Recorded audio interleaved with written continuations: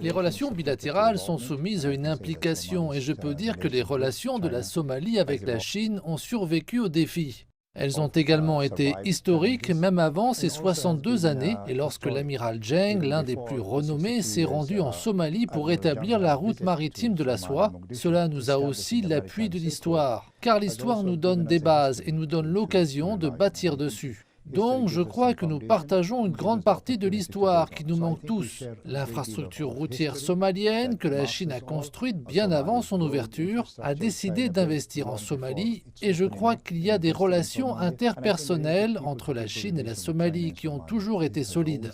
Le rétablissement de la Somalie du conflit et de la guerre civile a été incroyable. Et même au cours de notre décennie la plus sombre, l'ambassade de Somalie en Chine est toujours demeurée ouverte à Beijing. Je crois donc que cela signifie à quel point la relation entre la Somalie et la Chine est forte.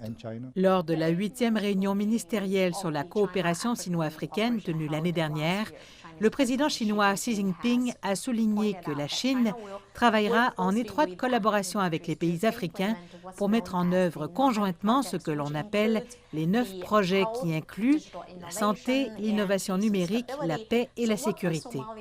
Qu'est-ce que la Somalie peut offrir pour participer à la coopération sino-africaine et quelles sont ses attentes concernant la coopération future? La Somalie peut coopérer avec la Chine. Nous saluons le programme du Forum sur la coopération sino-africaine et le programme du président Xi.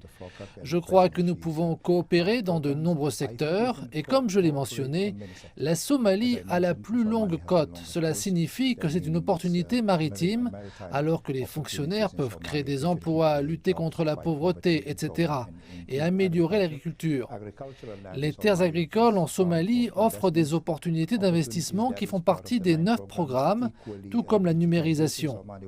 La Somalie a été l'un des premiers pays à avoir utilisé le transfert d'argent par téléphone dans la Corne de l'Afrique, il y a de cela des décennies. Et nous pouvons améliorer le travail à ce sujet. Donc la vraie question est de savoir ce que la Somalie ne peut pas offrir en travaillant sur tous les secteurs qui ont été proposés dans les 9 programmes.